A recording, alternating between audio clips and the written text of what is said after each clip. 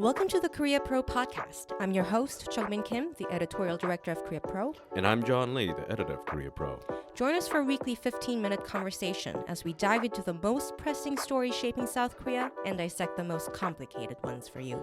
From politics to culture, technology to society, we've got you covered. So stay ahead of the curve and never be sidelined again.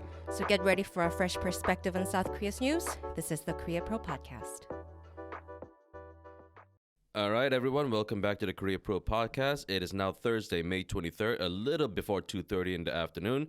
And Jeongmin, today we are going to be talking on a lot of econ-related issues. There were some minor domestic politics development this week, but I don't think it's worth mentioning today. Not yet, they're snowballing. Not yet. We will have to see what happens when it comes to the apparent infight in both major parties, but we will see more next week and in coming month, I think, ahead of the primary for whatever's going on in their leadership and whatnot. This will never end. Right. But for now, we will discuss a few business and foreign policy related issues today. And let's start with Samsung. There was a big announcement about a leadership change in its semiconductor division. And this, I believe, was Tuesday. Yep, I wrote this on Tuesday, and it was a surprise announcement. Samsung Electronics has, of course, many divisions, semiconductors being the most important one, and they just had a leadership change. It was a long-time Samsung executive. His name is Jun Young-hyun, and he was in charge of Samsung SDI. Now, for those of you who are not aware, Samsung SDI is the division within Samsung that is in charge of making batteries. Now, he has had a stellar record in that division, and Samsung Electronics' semiconductor division has not had a stellar record. Now, it's not necessarily Samsung's fault, although some might say that it is. A lot of external factors as well, right? Sure, but also internal factors. But regardless of the cause, Samsung Electronics' semiconductor division has lost a lot of money over the past couple of years.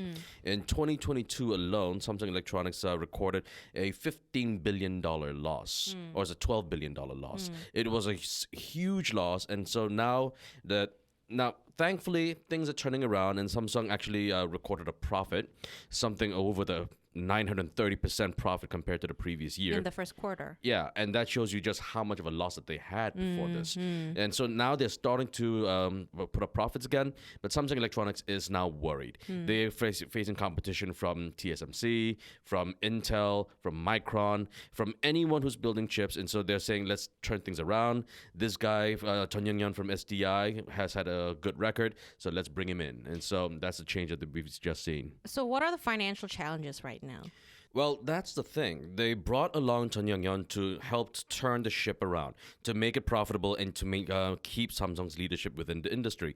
But Samsung is facing a lot of competition.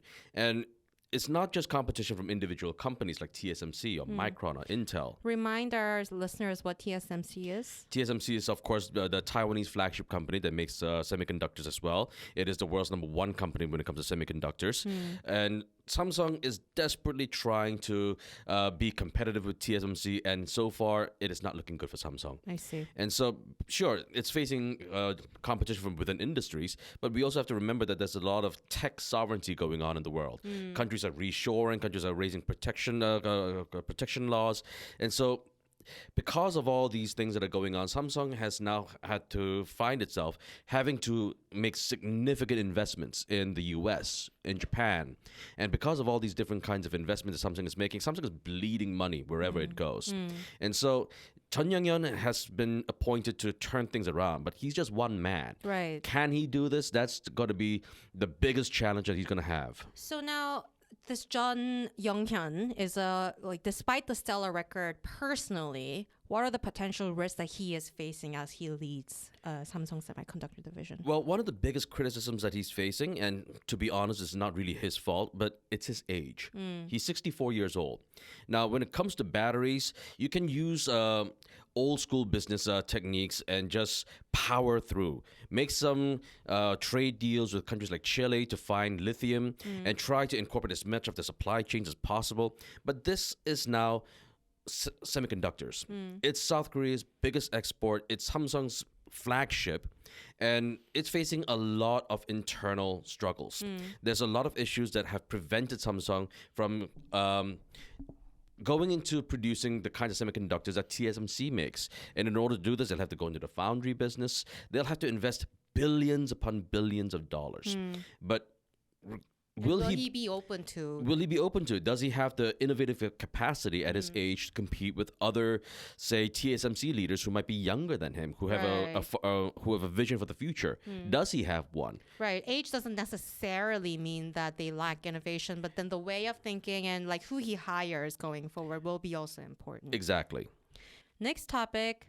Also econ and business related, but more related to econ short selling, stock short selling. I wrote the EB, I believe last year sometime. It was in November. Right. And at the time, the angle of the analysis was that a lot of econ experts were criticizing the ban on the stock short selling as potentially very populist and not a traditional conservative way of looking at stock market, right? But then the silver lining was that this is not going to be permanent and that it was going to end up, I believe, in June. Or they framed it like it might end in June, right? But then what's happening right now? There was a whole fiasco in domestic politics related to this. Well, when the law was passed in November to ban short selling, they discovered two banks, two international banks that had engaged in what they call, quote unquote, naked short selling. And these were HSBC and BNP Paribas. And now, after that, the FSS, which stands for the Financial Supervisory Service, they launched an investigation, a several months-long investigation into this. And it wasn't just these two banks. They found 7 more international banks that were engaged in short selling. And all the short selling has led to hundreds of millions of dollars of stocks being shorted. For our listeners who are not familiar with anything related to stocks, what's short selling? And as someone who doesn't really know all that much about finance, the simplest dumbed-down version. A dumbed-down version of what short selling is that you have to borrow these securities. And once you borrow the securities, what you're going to do is sell them if you think that the price is going to fall. And then once you sell them in the open markets, the assumption is that you will make a profit out of it. Now, how does that really work? Well, I'm not an investor, which is why I'm not rolling in the money. And so essentially, that's what these banks have been doing. Right. And so they have been making a lot of profits. But because of all these profits, the point about short selling is that you are making money when there's a downward pressure on company stock prices. And so there's an incentive to make sure that stock prices remain low. And that's been costing a lot of these big corporations like Samsung and Hyundai and Pohang a lot of money. And so that's why in November, Yoon said, okay, we're going to ban short selling until the first half of this year. The reason why this was seen as populist at the time was, of course, it was before the election. And the way government and the president put it was that this activity or this sort of stock market behavior is damaging individual investors. Damaging individual investors, damaging businesses. So it's very much, let's protect our country's businesses and our country's investors versus these evil, faceless international banks. It's a very prosecutorial way of handling financial issues, right? Well, I'm not sure if it's prosecutorial, but yeah, it was... The criticism that it was populist was not unfounded. Let's just put it that way. Right. There were no exactly similar economic crisis that was going on compared to when there was such bans in the past. 2011, 2020. And so it wasn't up to that extent, but he still banned short selling. Right. So what happened this week? Well, what happened was that the FSS chairman, Lee Bok-hyun, he made a personal remark. He expressed his personal hope. At a forum, right? At a forum. He made a personal remark that he hoped that at the second half of this year, there would be some limited short selling that would be allowed to happen again. But 2 days after he made that comment, Yoon just came out, the presidential office specifically came up and said, this is not the position of the presidential office, and that the presidential office is going to keep this ban in place, and this is what they said, until appropriate measures have been put in place. An appropriate system has been established. And what exactly is the appropriate system? I have no idea. So there's no sign of when this is going to actually end, right? And this is going to cause a lot of businesses to now just look at South Korea and say, this is hopeless. Because, Yoon has said multiple times when he compared himself to the previous president, Moon Jae-in, that he's a market-oriented president. which is not true.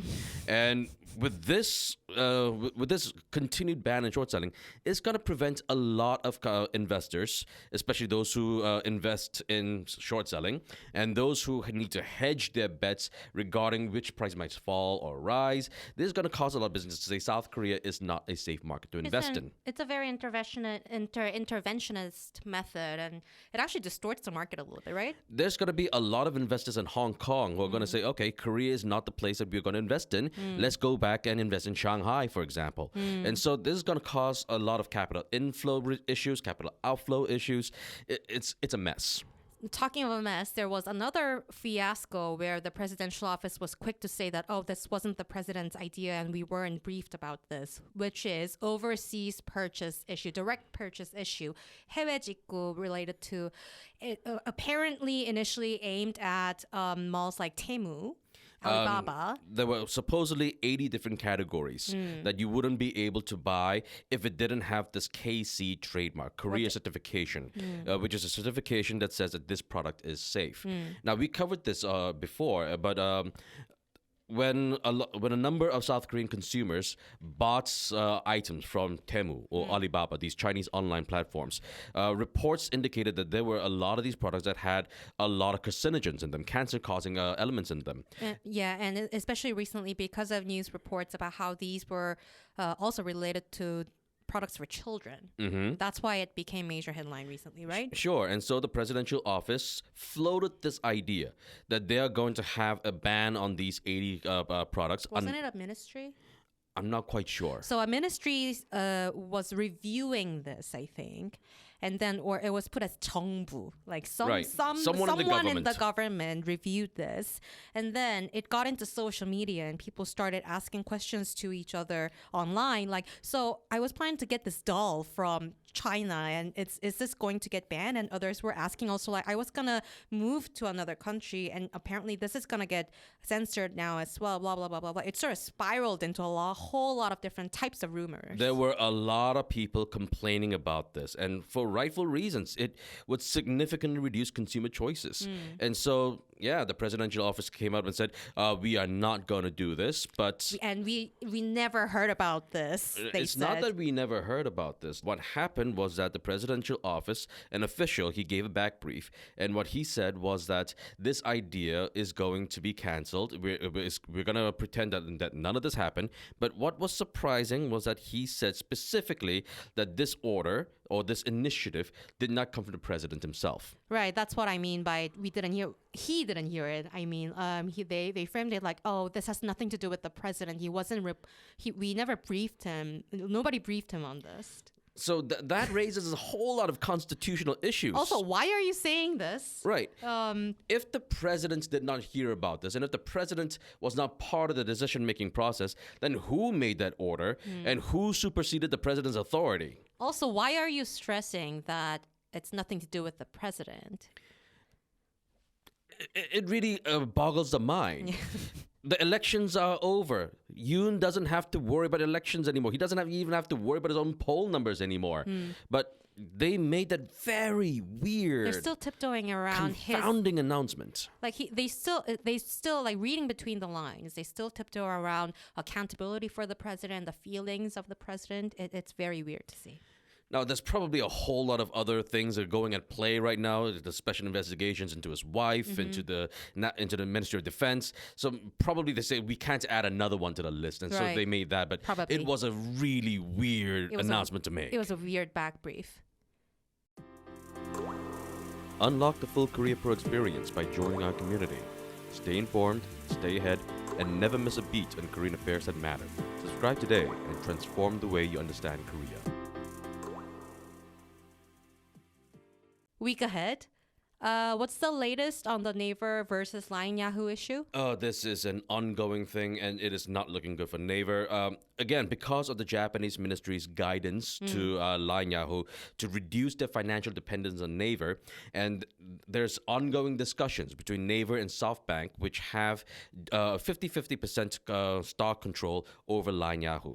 But what's going on is that SoftBank, Japan's bank, is trying to I think it seems to be that SoftBank is trying to buy out Naver's share of the company.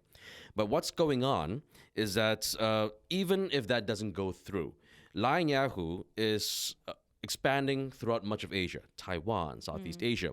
Now, if Kakao is the leading messenger app in Korea, Line is the leading messenger app in a bunch of other countries in Southeast Asia, including Japan and Taiwan. And so what Japan is saying, what Line Yahoo is saying, is that with these overseas expansions, they are not going to allow Naver to take part in these expansions. And that is going to cut Naver off from a lot of its overseas market plans. Exactly. And so this is not looking good for Naver at all. And speaking of messenger apps in trouble, just this morning, Kakao was fined for leaking personal information in open chat. So this is really not a great year for all the major messenger Technology leaks and all these people just allowing their systems to be hacked by using these dumb, really easy to crack passwords. This should be... I hope this is the quarter where they sort of learn the lesson. They have to build a better system, basically. A lot of diplomatic schedules set for next week. I'm really not sure how Yoon will be able to do all of this in the same week, some of them even overlapping dates. There will be a UAE visit and a summit next week, potentially from Tuesday to Wednesday, it seems. Sure, and this has been a continuing sort of bilateral summit between these two countries. It's been going on for a while. The last time these two countries met, they talked about defense sales, and this might be a continuation of those deals. Exactly. And more importantly, I think it's still mostly reports coming out of Japan, like Kyodo and Nikkei. One bilateral and one trilateral. Bilateral, this is new actually, yesterday. South Korea and Japan will probably do a summit meeting in Seoul on Sunday. Sure, Yoon and Kishida will be meeting up, and of course, Line Yahoo and Naver. That's got to be one of the top things they'll discuss. Or even if it's not mentioned in any public statement, it will probably be flagged. Oh yeah, they're definitely gonna have to talk about this because more than Tokto, more than Yasukuni, this is the thing that's gonna really get people riled up. People's money is on the line now. Exactly, and a trilateral summit that we have been waiting for a while. Japan, South Korea, and China also in Seoul, potentially from Sunday to Monday. But this is Nikkei report. So there's a whole lot to monitor, and we are gonna stay on top of it. So subscribe for more. And that's a wrap. Thanks for tuning in. If you want to know more, sign up for our daily executive briefings. We brief you on all you need to know from the past 24 hours and why they matter every morning in your inboxes. Don't forget to subscribe to our podcast for your weekly dose of insight. And until next time, I'm Jeongmin Kim. And I'm John Lay. Stay connected, stay informed, and we'll see you next time on the Great Pro Podcast.